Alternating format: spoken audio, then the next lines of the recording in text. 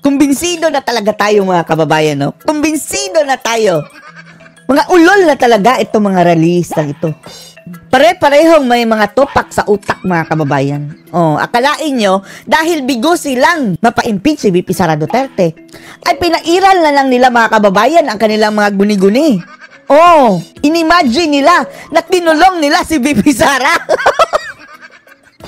At wag ka mga kababayan, wag ka. Tinodo na talaga nila ang kanilang kabaliwan. Dahil mayroon talaga silang taong tinulong mga kababayan. Panoorin nyo po ha. Sara Duterte! Ikulong, nilubos-lubos na mga kababayan ang mga katangahan. May oras pa sila mga kababayan na gumawa ng kulungan, In fairness, for the effort. Si Sara Duterte! Akla yan eh! Si Sara ba yan? Mas kamukha ni Franz Castro mga kababayan. Akla!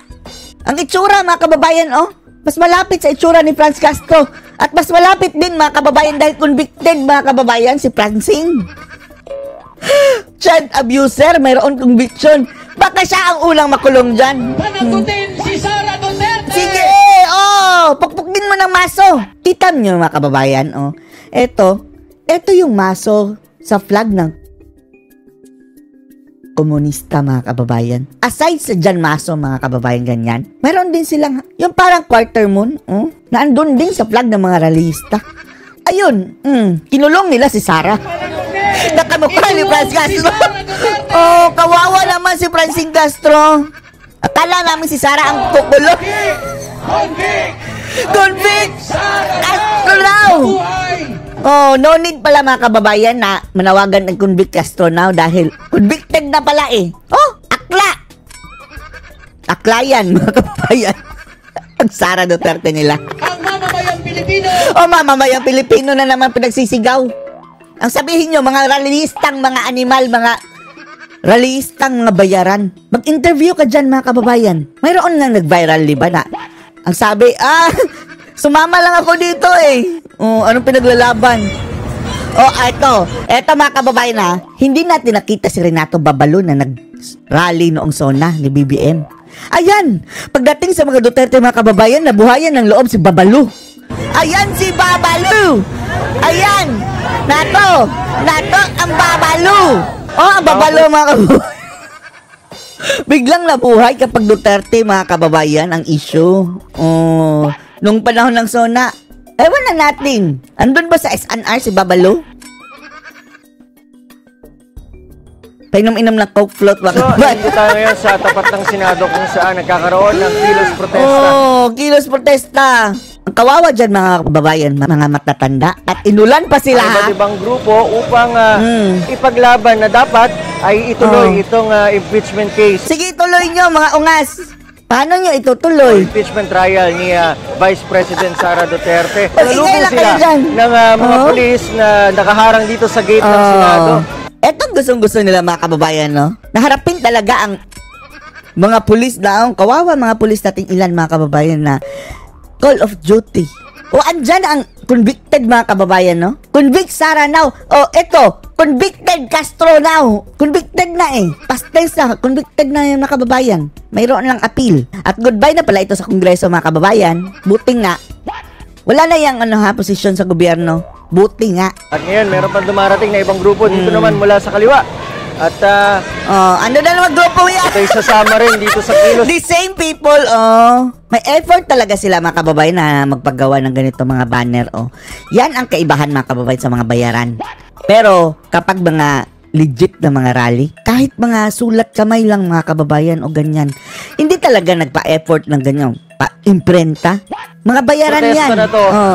Halagang usapin dito. Ayan na naman ang isa pang lamang lupa mga kababayan. Ang laging nagsasalot sa atin, di ba, si Percival? Yung parang babangungutin tayo tuwing gabi. Dumagdag na ang isa mga kababayan dahil andyan na ang mga Duterte. May pananagutan ng isang mataas na opisyal. Hoy! Umatras ka konti, baka matusok mo kami tulis. Kaugnay ng winaldas na pondo. Babalo? Yun naman ang hinaing, yun naman ang usapin ng hustisya dito. Nasaan ka pala nung SONA? Anong say mo sa mga pagwawaldas? si Tambaluslos. Oh. Ito mga ginamit ni Tambaluslos mga kababayan na pang-atake kay Sara. Oh, tingnan nyo kung gaano ka-hipokrito. Bilyon kung hindi trilyon mga kababayan ang naaaksaya sa mga congressman.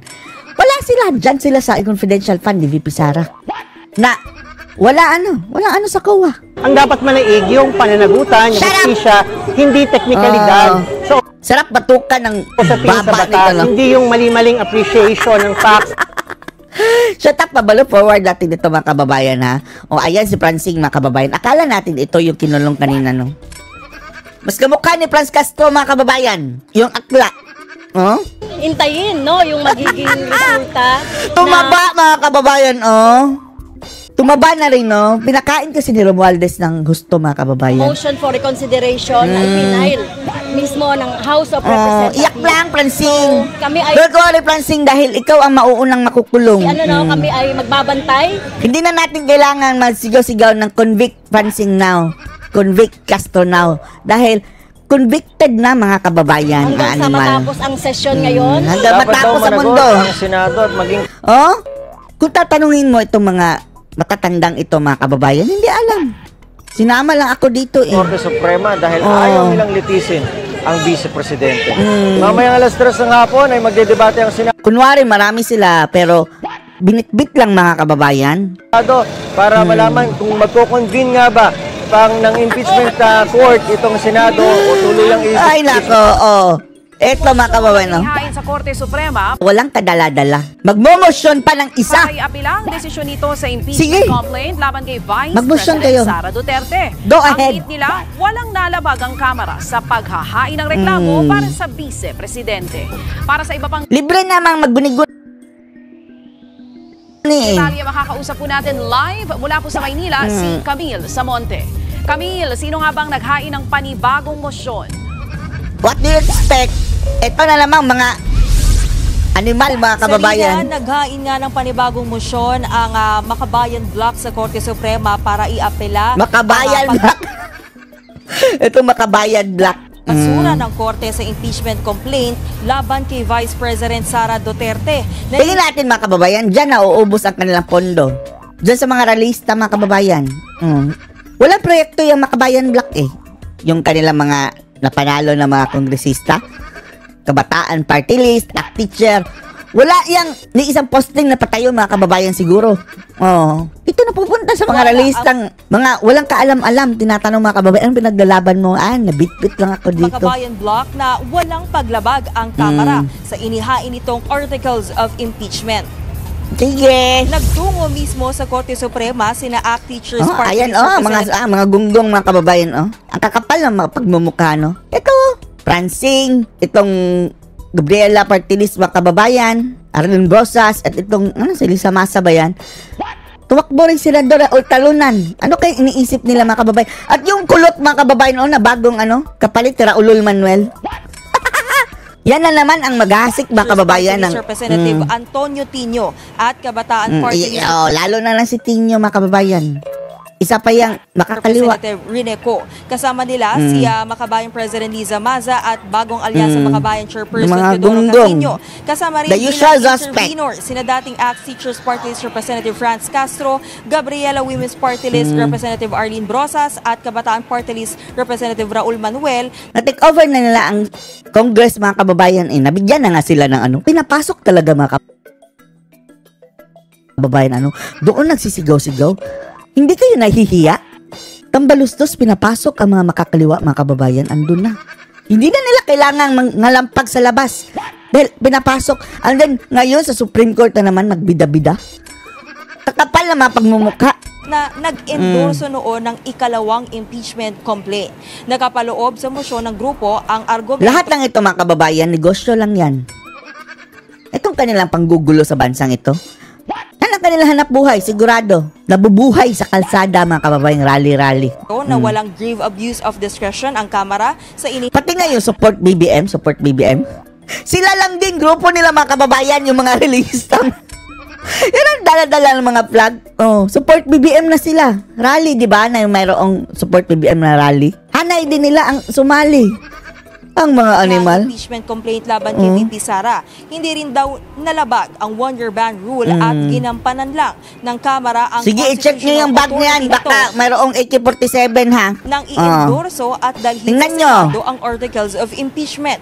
Giit ng grupo ang Ayun si Raulul Manuel, mga kababayan. Andyan mga kababayan, hindi na siya kongresista ha. Hindi na siya congress mother, congress sister. At lumaylay na ang kanyang boobs mga kababayan dahil wala na siyang sweldo. Sabi ni mga kababayan, Dr. Lauren Badoy, dyan na tinubuan ng boobs si Raulul dahil sa pagiging kongresista. Hindi na siya kongresista, lumaylay bigla ang boobs mga kababayan. Sa mga constitutional remedy. Kailangan mo ng bra, Raulul. Parang tomboy na mga kababayan. Raulul! Laban sa mga tiwaling opisyal ng gobyerno. Kaya hindi raw dapat i-archive. Ang akla mga kababayan na may buntot sa harap. Isang tabi ang impeachment complaint laban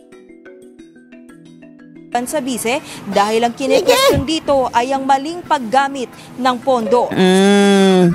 Sige! Katulad lang din ito mga kababayan sa mga taong kinulong si VP Sara na akla at kinulong. Guni-guni. Tatlong motion na ang nakabimbing Ito doon yun na. Yung mga kabobohan nyo. Kamara at Isang Bayan Coalition. Isang bayag. Bagay na bagay sila mga kababayan. May isang bayag at mayroong one ball. Isang bola. Party List Representative Franz Castro, dapat din mag-isip ng mabuti. Dapat. Ang mga kayo na lang ang tama. at wag na nilang hintayin. Kayo, nag-iisip kayo. Dapat eto mga taong ito ang i-audit mga kababayan. Paano yumaman ito mga kababayan? Ganyan sila, taong bayan, mahirap. Pero ang lalaki ng mga bahay niyan, mga kababayan. Ang gagara ng mga sasakyan. Nasingilin sila ng taong bayan. Narito ang kanyang pahayag. Maasa pa rin kami dahil Maasa pa rin kami na hindi kami sasakote kapag si Sara Duterte na ang presidente. Kawawa kayo. Manda kayong mga animal kayo.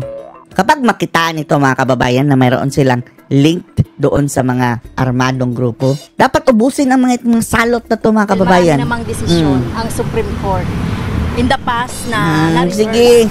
So, ito ang tanong lang kung Ito siguro ang legal luminary na Soto. kung maibabasura ito. Ang tanong dyan, asan Nabasura yung na nga. 612.5?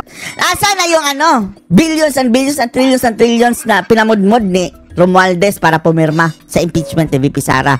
Yan ang akusasyon mga kababayan. Pati si Tionco umamin ha. Pera ng gobyerno. 5 million. Ito yung tanong ng taong bayan Kaya, yun lang ang hinahanap nila mga kababayan, pero ang gastos nila, pati yung bayad dito siguro sa mga rallyista, 100 times kung hindi 1,000 times bigger mga kababayan sa inaakuso ng kay VP hindi Sara. pwede itong i-archive, hindi pwede itong itago.